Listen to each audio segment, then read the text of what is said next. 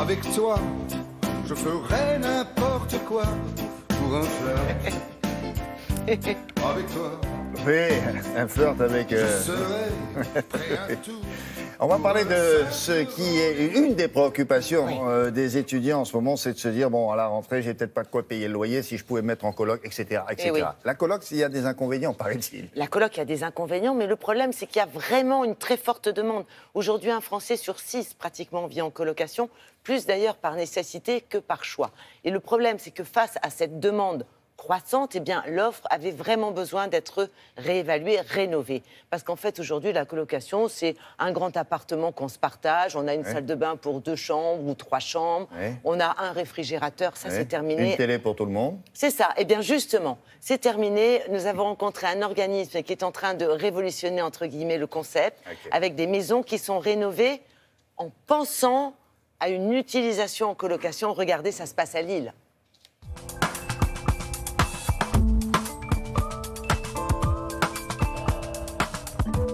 Nous proposons des colocations haut de gamme, des maisons qui sont complètement rénovées et réadaptées en fonction du nombre de locataires. Donc des maisons qui font 50 ou 60 mètres carrés pour 1 ou 2 personnes, des maisons qui font 300 mètres carrés pour une dizaine de locataires, où chacun peut vivre en totale autonomie dans sa chambre. Les parties privatives comprennent en fait des salles de bain, des toilettes. Chacun a dans sa chambre une armoire, une télé, un bureau, et peut ensuite vivre en commun, donc principe de la colocation, sans avoir les inconvénients. Les maisons ne sont pas du tout adaptées à la colocation. Une maison classique avec une salle de bain, 3 chambres ou 4 chambres. Or, les locataires aujourd'hui, ce n'est pas ce qu'ils recherchent. Ils veulent des parties privatives. Donc nous sommes obligés de trouver des maisons entre guillemets classiques et de les rénover complètement. On a récupéré ici une maison qui faisait à peu près 300 mètres carrés, une maison 2 mètres classique avec 5 chambres, des toilettes, une salle de bain. On a complètement tout cassé pour remettre derrière 10 chambres avec 10 salles de bain, 11 toilettes et au rez-de-chaussée 80 mètres carrés de lieu de vie idéal pour 10 colocataires. Je suis étudiant, ça fait 1 an que je vis ici. Je paye 560 € mensuels et du coup avec tout ce qui est compris avec, donc la chambre, mais aussi électricité, internet, gaz, etc. On a 2 modes de fonctionnement.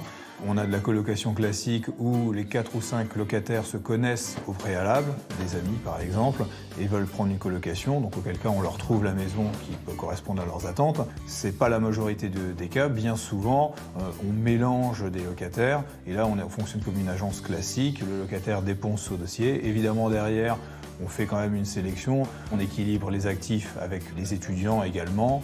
L'idée, c'est quand même qu'il y ait une harmonie dans la colocation. On est 10 colocataires, ça va de 30 à 23 ans. Les profils sont assez différents, mais si tout le monde est dans une colocation de 10 personnes, c'est que tout le monde a envie de vivre une colocation de 10 personnes. Donc ça se passe très bien, parce que c'est des personnes qui ont envie de le faire.